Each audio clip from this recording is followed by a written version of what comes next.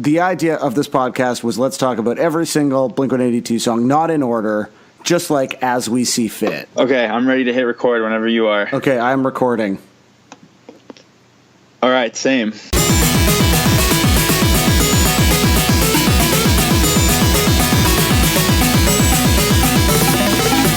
I was like, I just want to watch Ren and Stimpy and drool on myself.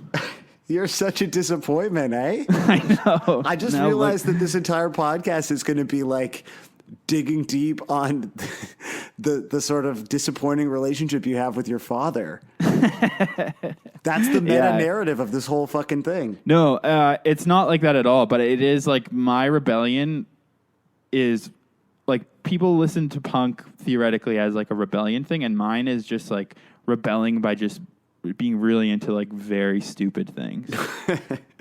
Your dad's not like stupid like bad life decisions, but just things that are like unintelligent that like make you feel dumber after. Do you think that Tom literally kind of sees the world that way? So he sees a cat and he's like, well, that's a dog. That sits in the dog category. Or everything other than the two gender binaries, which is outdated already, Tom. Of course, please. Yeah. Other than those two, there's only dogs. He's like, oh, I saw a bear, just a very big, ferocious dog. Or does he? Yeah, and he lives in San Diego too. Like, when he goes to the zoo, it must be terrible. He just thinks it's a giant dog park. I gotta go on a tangent for a second. Why are there no boundaries of ska? Like, why was Blink-182 on the Ska Tracks compilation, and why are they so beloved by ska people? And they have a skanking Nazi rabbit. Like, what's the deal? We should get some skas in to talk about their relationship with Blink to kind of explain it, because this really is on some level where you should see the schism between the ska community. The schism. Well, I think we need to, like, before we get into this one, I think we need to do a little bit of like housekeeping stuff. Okay, yeah, let's do it. Let's keep the house.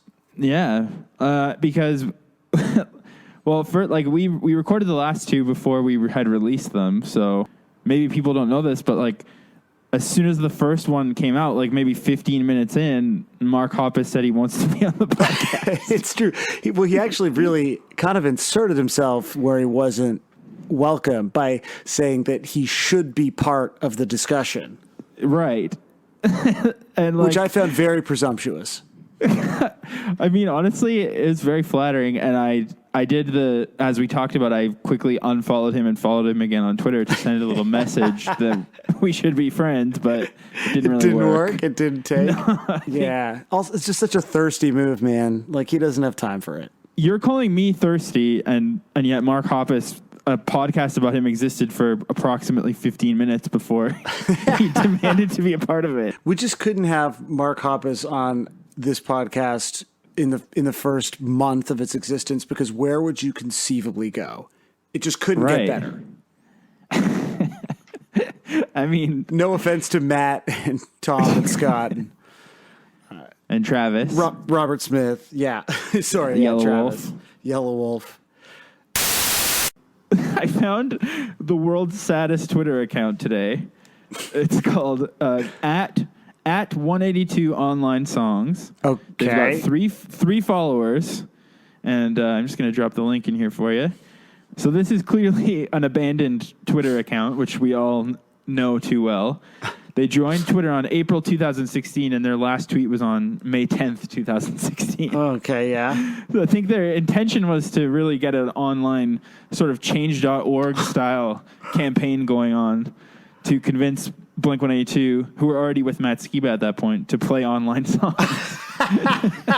But they really didn't last very long. How did you find this account, dude?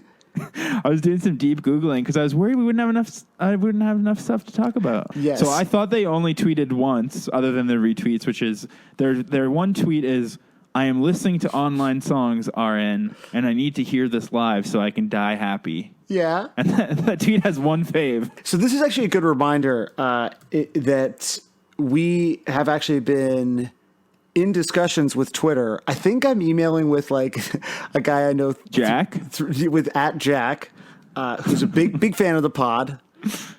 trying to get at Blink-155, because right now our Twitter is at Blink-55 Pod, which is like long and stupid. At Blink-155 Pod. But the actual at Blink-155, which only has 2 tweets, and this is why I was trying to get Twitter to give us this account, because it's not active. So Ryan Walker joined Twitter in February 2009, registered the Twitter account that we so desperately need at Blink-155, and tweeted on February 12th, 2009. This is good. This is all lowercase with no periods or anything. Blink-182 is back. Sick. And then 10 days later, on February 22nd, 2009, tweeted, nothing but Blink-182 rules. Which you could... Hey, a man after my own heart. I mean, I get it. I think we could take over this account and leave those tweets up. And well, here's the other thing. If anyone knows Ryan Walker, I assume that probably 45% of Blink-182's fans are white guys named Ryan Walker. 100%. But if anyone knows him and he wants to give us the handle, he can come on the show and talk to us about A, how Blink-182 is back, and B, how nothing but Blink-182 rules. Actually, and I've just had a thought. If we ever do bonus episodes that are maybe hidden behind a paywall, get the Chapo money. That's where we can talk to people who we've mentioned on previous podcasts. We could do an interview with the Online Songs girls. We could do. Have they reached out to you yet? No, I think one of them is dead.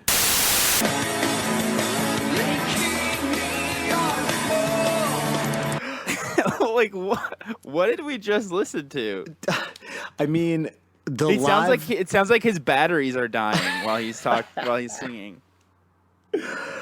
When I hear that and I think we committed to doing 155 episodes of this show, I wonder not what's wrong with Tom, but what is wrong with us, Josiah? I mean, I could write a PhD about what I just watched. It's when I go out, when I go to shows now. When you're walking down Bloor Street. Just bragging about your knowledge of Toronto geography right now. When you're walking by the CN Tower. Yes. So anytime that I do that. With all the Blue Jays. Yep. So, Kevin Pillar, Jose Bautista, they'll say to me, Sam, what are you going to do when there's a new song or a new album? And then a bystander just walking by turns around and says, yeah, Sam, what are you going to do? Yeah. And before I know it, I'm basically in the middle of a scrum outside of the CN Tower on Bloor Street. Yeah, we just need to all agree. So if you're listening right now, I want you to write this down on a piece of paper if you have one, or open text edit on your Mac. If you use a PC, please stop listening. I just want you to write this down. Mm-hmm. When song number 156 comes out, we're all going to agree that this is named after the Plus 44 song 155. Great. Noted. Like, Blink-182 was quite a ska band, and it makes me uncomfortable. They were quite ska, and yeah. Like, this is a song about incest, but the ska part is what makes me uncomfortable. Yeah, and I'd like to say, we're going to eventually have to, deal with some really, un-PC type content, but I think I will never be more offended than when we have to talk about ska. Being politically correct is dependent on, your upbringing and your surroundings and how much time you're willing to invest in learning about other cultures and other people. And really, it takes privilege to be able to learn all this theory sometimes. And it's all about, building each other up and teaching each other things that maybe they didn't realize before, and just having patience with each other about these kinds of issues so that we can all arrive at a similar wavelength of thinking. But all of that said, there's no excuse for ska. It's true. We are not calling in anyone who likes ska. No. You are not welcome. Get the fuck out. You're not fucking welcome. Last week, I was making coffee, and I reached over the kettle of our tiny kitchen, of which we were hoping to upgrade soon when we moved, but that's not happening yet. And just as the kettle was reaching peak boil, I stupidly reached over it and like burned the shit out of my forearm. And I totally thought like, oh, this is fine. I'll just put a Band-Aid on it. And long story short, the Band-Aid has ripped open the blister and it got infected on the weekend and I had to go to the hospital. And I have because I had like pus dripping down my arm. Oh yeah. I guess we have to address that part, eh? And I mean, do you know what I'm about to say about this? No, I have decided that my role here is a foil to you providing me with information. It also conveniently allows me to do absolutely no preparation for this podcast. Please. Yeah, please. You're going to delete everything I say if I don't get it out quickly. I like that I've made it like a race for you because you know that I've mentally decided that an hour is too much for a Blink-182 podcast. I know. You should leave that sentence in and let's see what the people have to say. No, you know that. what? I'm going to leave this episode basically intact and let the people say whether they were like, you know what, I could have lost half an hour of that. So this is an experiment. I think what has happened is I didn't think I had much to say about Down again. And so you over-prepared? Hello.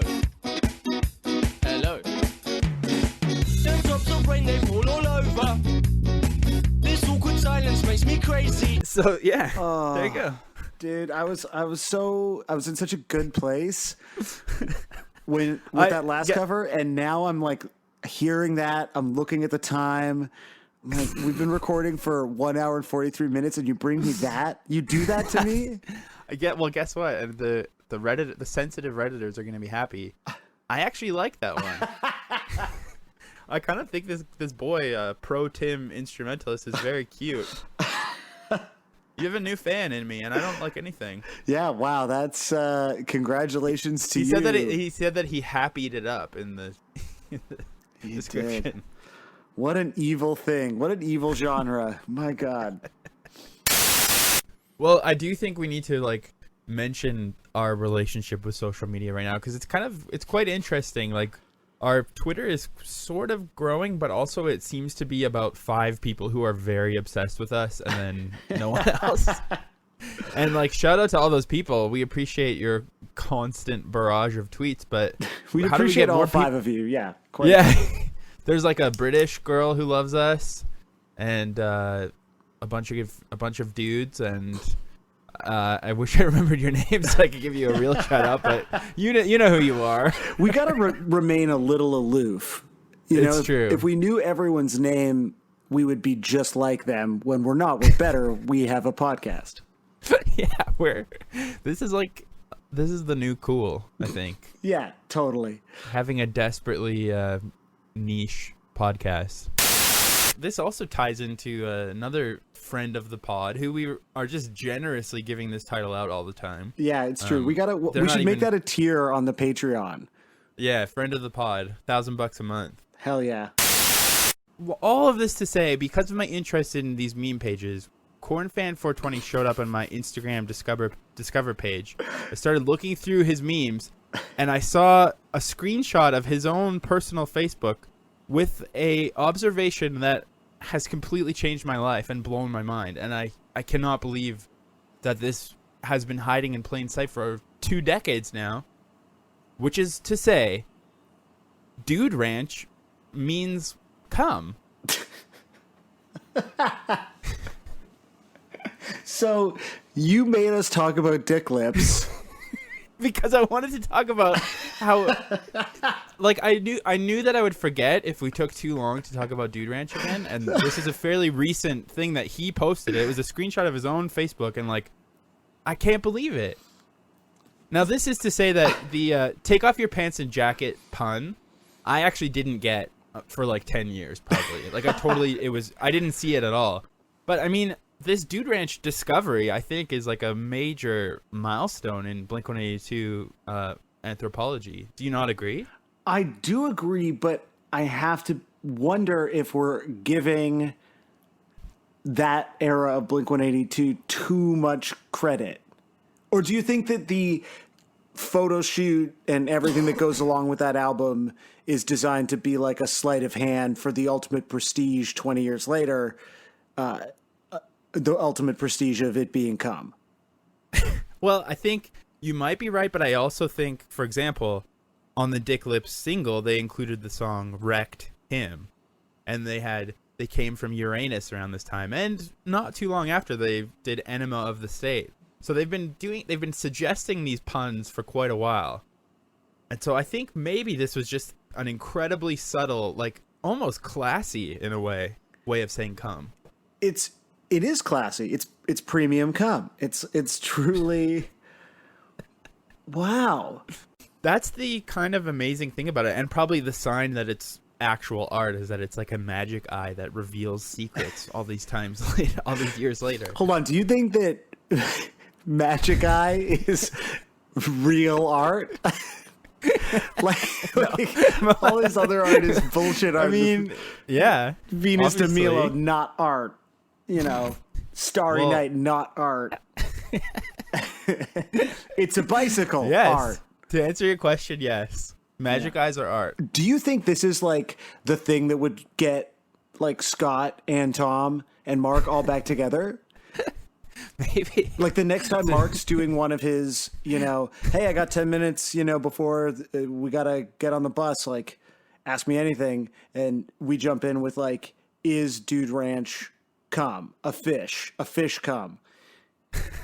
And he says, yes, you've solved the riddle of Blink-182. And then that's it. Like they come back together, and Or maybe they all just would like disintegrate. Like their job here is done. True. And they go back to Uranus. Yep.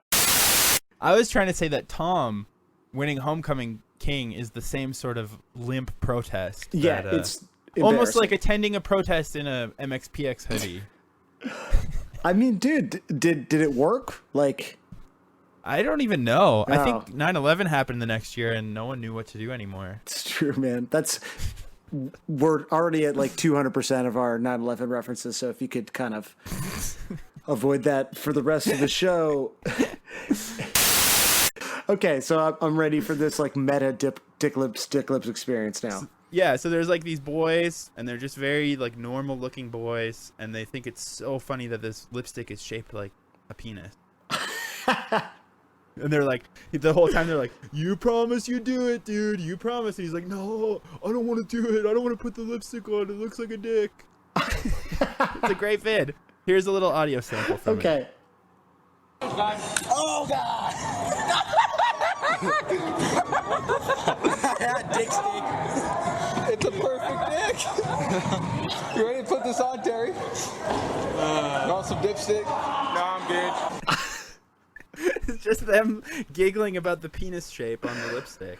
Imagine like still finding that funny. Like imagine like you were at a party and someone was like, check out this hilarious thing. It's dick stick. Wait, I thought this was uploaded a long time ago, but it's from last year. Weird. And the description is, it's just lipstick shaped like a dick. If you were looking for something else, then you're on the wrong website. I got a message from my wife, Ashley, in the middle of recording with, did Blink-155 FB get hacked? LOL. And then a link to this like nonsense that you have shared with zero context to our Facebook page.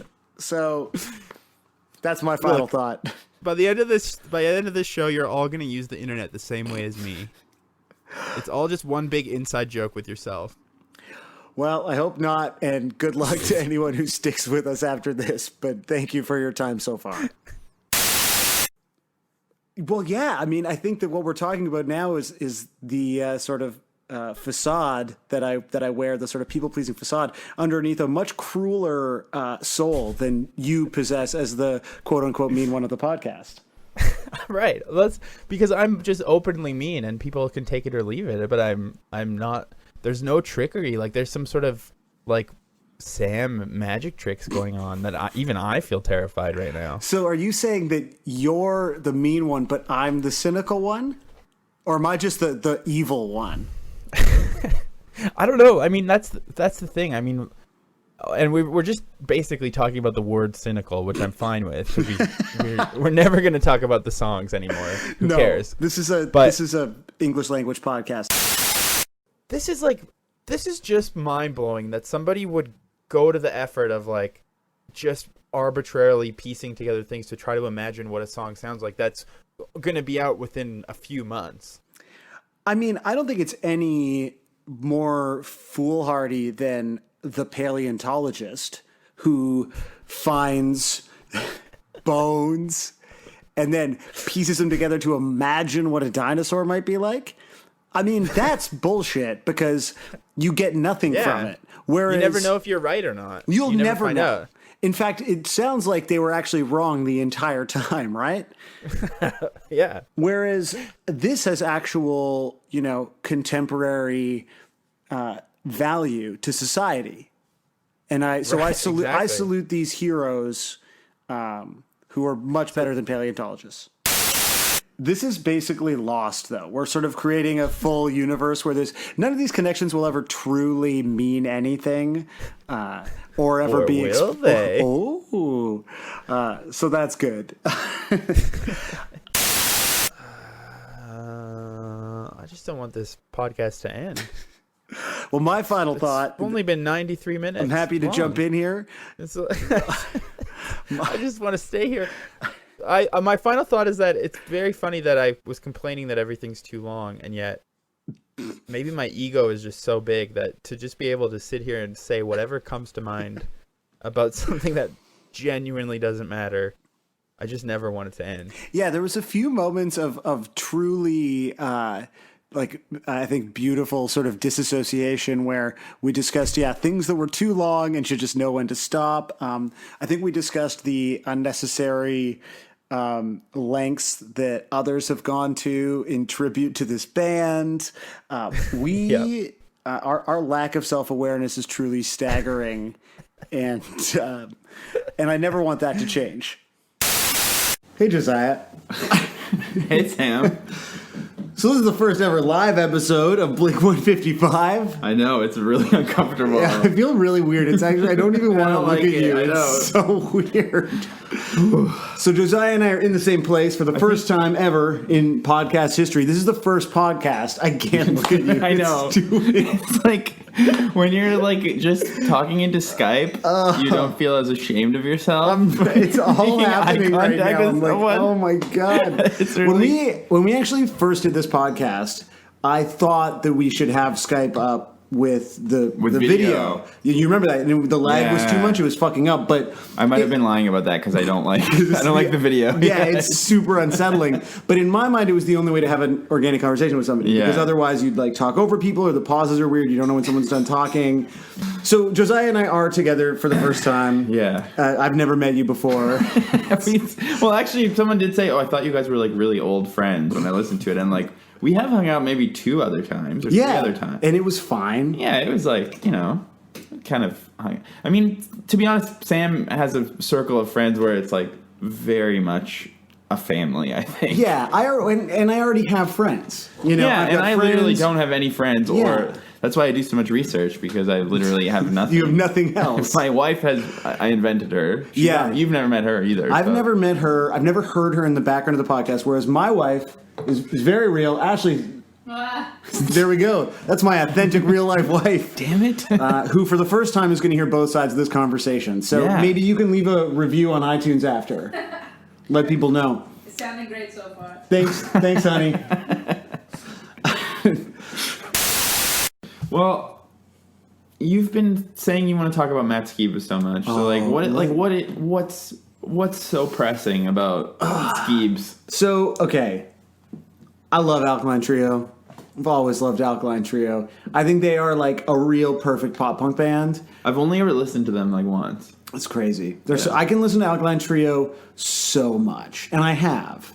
And so when this whole thing happened, when it was like, do you like Tiger Army? I feel like everyone who liked Alkaline Trio when I was in high school also liked Tiger Army. Tiger Army is like a psychobilly band. I know, but I just feel like I've always thought of Alkaline Trio as the same sort of thing. Like people who look like vampires. Oh, this is fucking terrible. This is slander. I hate this. My dearest Sam, I've missed you very, very much since that last night we were together. Okay. Sam? Yeah? Hello? Hey, Josiah. Hello? Where am I? You're just like a voice. Who am I? What has happened? You can't start. I'm really into like You can't start every episode with a skit now. I'm really into dramatic audio monologues now. I saw someone. It's really my thing. Someone tweeted at the show like, "I'm so stoked on this like stupid intro," and you're like, "That's not the intro, man. That's the whole episode." Yeah. And also somebody did tweet at us today like, you realize you're not allowed to stop. Like, this can't be the end. So I'm glad that at least someone maybe. I tried to make it like really dramatic so that people might buy into it for a second, but I don't think it really worked. No one believed your stupid sham, Josiah. You've pulled too many japes online. You're the boy who cried. My Blink-182 podcast is over. Unfortunately, The Boy Who Cried LMAO. Oh, that's God. That's the name of my book. So we're back for classic Blink-155 this week. Josiah and I. Blink-155 classic flavor. There's no gimmicks. No, that's it. We ditched Blink-155 clear. That was no good. And classic original recipe here. You and I talking to each other on Skype, not having to look each other in the eye, which is right. No dramatic monologue. No, I mean, you think tried though. You did try to start with a dramatic monologue. People might think that we did that intentionally, or like, but I mean, that was really a Hail Mary pass because we didn't want to miss a week. You were so committed that you recorded that, in Amsterdam. I didn't do any work. I was in Toronto. Like, I could have done something, but instead you like mixed and produced. I did. I think I deserve a producer credit. You do, least. yeah. You haven't been Audio getting enough engineering. credit. Yeah. From Autumn to Ashes kind of belongs to the same school as Grade, where like they had very heavily manicured, like skinny sideburns and like weird goatees and stuff, like where you're like, this looks like someone is doing the hedge sculptures, but with just very subtle wisps of facial hair. Okay, I want to make one thing really clear right now. Do not insult Kyle Bishop's facial hair on this podcast. No, it's not a joke. Like, this is... We had like some funny pretend to disagree with each other stuff, like, oh, Josiah, the show shouldn't be an hour and 50 minutes, maybe 75, maybe. Right. I like the stupid songs and you're like the cool one, but do not come on this podcast. I've really struck a nerve. No, this is real, man. Kyle Bishop's facial hair was not wispy. It was strong, like Kyle Bishop. I actually don't remember. Honestly, I think I might have seen them once. I'm going to send you so many, like, you're going to be sleeping in the middle of the night. I'm going to have to block you. I'm going to just send you photos of beautiful Kyle Bishop. If anyone... One thing this reminds me of something. We didn't really talk about how, because we haven't had an episode since the live episode, but like after we recorded the parking lot episode, mm-hmm. when we were done recording, we were going to go meet the fam, is what I call your group of friends. Yeah. For dinner, and you literally couldn't leave because you continually would not stop talking about Matt Skiba. Like, I opened up this box that would not close. And your lovely wife Ashley was like, you're like, I'm just about to pee before we leave, but I just want to say this one more thing. And Ashley was like, why don't you just pee and then you can talk about it in the car? Like, it's fine. But you were just like on this like crazy sort of Rain Man bent about it. I didn't want to fuck up my Uber rating. Like, so if you get in the Uber and you just talk about Matt Skiba the whole ride, they give you like 3 stars and then you don't get picked up and it's a whole thing. So they're very pro Tom. That's the thing. Yeah, no, I actually had I had to explain to a man this weekend. We're like having dinner before the rock show, and he was like, "Oh, I wonder what Tom's gonna do." And I was like, "God, Tom's not in the band." He was like, "What are you talking about then? Who sings in the band?" I don't really know what RuneScape is, but this person has made a RuneScape music video that's just the music from Stockholm Syndrome with a terribly animated CGI character like walking around and headbanging. Though, who would be compelled to? And they uploaded it just with the phrase "LOL." I mean, I got a few questions. Who would be compelled to make it? Who would be compelled to share it on a podcast, which is an audio medium? as we've discussed many times. Right. Okay. But yes, if you wish you could see that video, maybe people can find that on the Instagram once you're done moving. I'm gonna download the whole video and post it. I'll give credit where credit is due.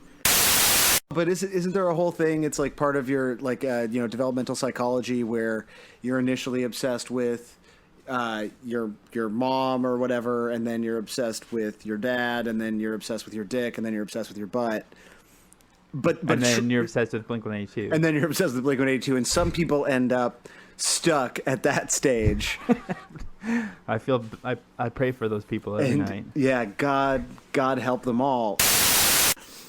So when I was like in junior high age, I had like gained a lot of weight from eating too much junk food all the time. Yeah. And my mom was like, enough is enough. Because I used to like have a Slurpee every day on my lunch break, like a large Slurpee. My mom was like, enough is enough. You're going on a diet. No more Slurpees for a while. And she was like really strict with me. And like, I was good. I went like 6 weeks without having a Slurpee. And then one day it was a really hot day and I was like, fuck this. I'm going to get a Slurpee. So my friends and I, Tom and Adam, don't really talk to them very much anymore. They've probably never heard the pod, but I never told them that this happened. So I should mention it in case they ever do listen. They'll know. We walked to 7-Eleven in Abbotsford. It was a really hot day, and it was like so hot that the Slurpees had just, when they get turned to like pure syrup in the machine. Yeah. But I was like it was like a 20-minute walk from my house, and I was so stubbornly ready to break edge with this Slurpee. So I was like, fuck it, I'm getting a Slurpee. So we started walking home, and I was like drinking this disgusting all syrup Slurpee in the hot summer sun.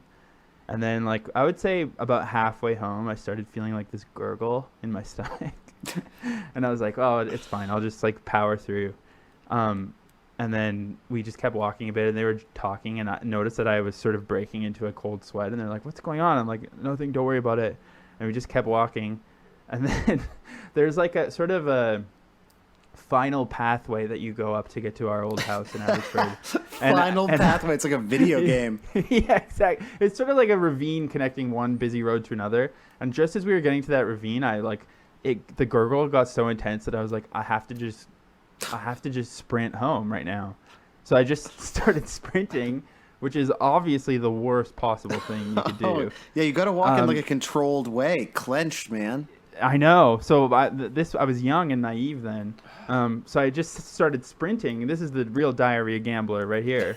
And luckily I was far enough away that they couldn't see what happened.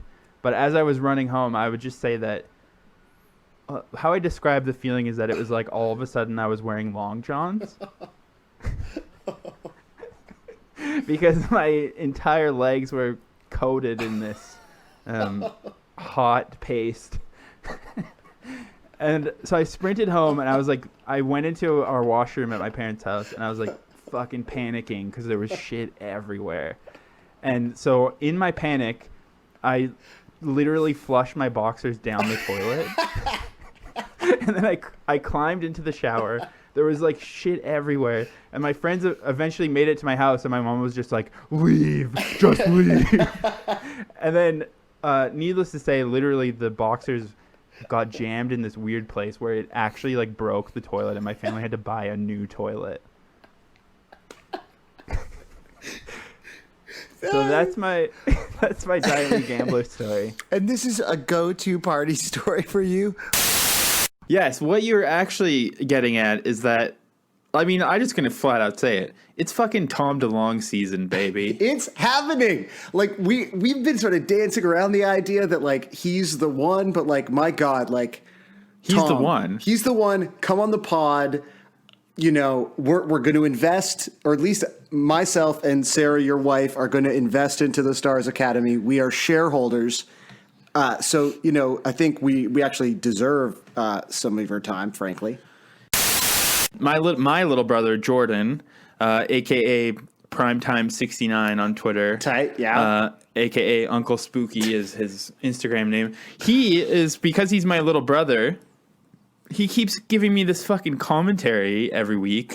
And now I can't. I every time I open my mouth, I feel insecure about what I'm about to say. What because kind of stuff is Primetime 69 putting in your head? He has figured out all of the habits of sentences that I say.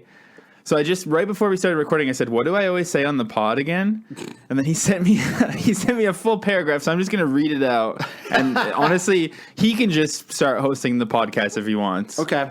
So this is Primetime 69's cover, I would say, of Blink-155 pod. My life is in shambles, a fucking nightmare. This is a fucking disaster. I can't believe we spend our time doing this. I have a wound. That's a good cover, Sam, but it's not funny. I don't do this ironically. Well, it's like he's here. This is great. I can't talk now because I'm going to probably say nightmare or disaster or shambles. You know what? Those are just my words. Those are the fair. only words I know. I don't want to make any of this longer, but to go back to a slightly earlier thing that we were saying where we were, pleading with Tom to come on the pod. I tweeted at him after you tweeted at him from the Blink-155 account. If anyone listening to this podcast is a verified Twitter user, and you can sort of use that extra visibility to tweet at Tom about this podcast, I would really appreciate it. I think Josiah would really appreciate it. It's the only way to cut through the clutter of a man who spends his days dealing with scientists and high-ranking government officials. So please use your blue check mark to bring Blink-155 to Tom's attention so that we can do our 24 fucking hour Aliens Exist episode. I think at this point we know I'm down with every cover because they make me love being alive. I love when the music stops and the vocals kick in and you just feel horrified and happy at the same time. Yeah. Where a song is slowly starting, your memory felt so real, at first against my will, but got infected chills. Yeah, I saw your ghost tonight. The movement felt so real. I have nothing. I have nothing to say. All I could think about was I can't believe that I almost let someone tell me that we should do less of these covers. Like, that seems insane. Why am I hearing Auld Lang Syne? Someone's at my house. I'm playing a show tonight, and I need to let them in. So just hold on 2 seconds, and then we'll finish this up. One second. Can you believe this guy, everyone? This fucking guy. Oh hey! Leaving me here alone. Josiah and I are just Fucking finishing Blink-155. But my point is, like, this sort of like G-rated, squeaky clean pop punk that's slow is kind of perfect for playing in front of a church. And so there is a church playing Not Now in front of the congregation. It's a perfect idea of a church worship band. Like, the bass player has like 6 strings and the drummer's just doing all these like ridiculous flares, and there's like 7 guitarists and you can't hear any of them. It's so classic. But so you should go to church. No, that's true. It's there as like sort of nice little accoutrement, but it's not the way that some of the stuff is like on Enema songs, where you're just like, we get it, you're good, and it's hard to like imagine on California, like, you can't even hear like the song No Future. You can't even really hear what else is going on in the intro because it literally sounds like he's loading a dishwasher. It is. It's so Long and McQuaid. The idea of this just being like, or his style being extremely Long and McQuaid is correct. This has not come up on the pod yet, so this is, a very exciting discovery for me. Is we're doing some work with a director here in Toronto, and we were in a meeting, and he was just talking about some of the stuff that he's done. Produced this Drake video, produced this Rihanna video. Produced this video with Snoop. Like, the guy's sort of done everything, especially like lately worked on some of the biggest music videos of like contemporary kind of hip hop. And then he mentions, and like, I used to do a lot of stuff as well. Like, worked with so-and-so and so-and-so and Blink-182 and yada, yada, yada. And I followed up with him. I didn't want to say anything in the room because, like, being like, I actually have a Blink-182 podcast. Like, can you tell me more about that? Was, like, not appropriate, sort of given the vibe of the meeting. And so I realized that what he had directed for Blink-182 was not a music video, but, in fact, a commercial known as Ass Tent. And so this was a commercial for this record that's, like, this kind of nonsensy infomercial that's, like, mostly a joke about proctology, I guess. And according to the description on YouTube, it actually never aired. And it has like over 1 million views. So clearly there's probably some people listening to this like who may have seen this. But it was supposed to air on September 11th, 2001. And then it didn't because I guess no one wanted to see like Ass Tent in the middle of, you know, the biggest. Well, I just assumed probably the ad buy that day was so expensive. There's a lot of people watching television that day. It's like the Super Bowl of terrorism. Yeah. Can you imagine like what a different world we'd be living in if that had aired instead of, you know, the tragic attacks of September 11th taking place? Well, let's just assume that they had cable on the planes back then. Yeah. And okay. the commercial did air. Yeah. And the terrorists were like, you know what? That's really funny. America's tight. Yeah. They would like Americans, they're just trying to have a laugh. And you know what? Like, look, America I want to jump up and down in a mosh pit too and not push anyone. This song kind of like reminded me of what's fun about this project. Like as much as my favorite thing to do is just sort of grind this joke into the ground about how stupid this is and how it's ruining my life. And that I can't believe how much research you do and how many covers you make me listen to and that I hate myself and that I'm ruining my time on Earth. The fact is this is born of a very deep and real affection for this band. And to be able to go back to a song that I had forgotten the existence of and have like that nostalgic jolt, like anything that I feel nostalgia for, I have done to death in my life. Like I listen to Blink all the time. I listen to like Taking Back Sunday on the regular because it still makes me feel alive in a way that I'm not anymore because I'm jaded and old and decrepit. You know, it reminded me of what I love about this band very sincerely. Wow. Well, you can thank the wonderful girls behind Blink-182 Confessions. God. And that'll be my confession when they're back up and running is that they rekindled my zest for life. So thank you. And yes, 2 32-year-old men in Canada, you've saved us. Oh, that'd be a dark message to get, but I don't know. I guess we'll send it eventually and find out.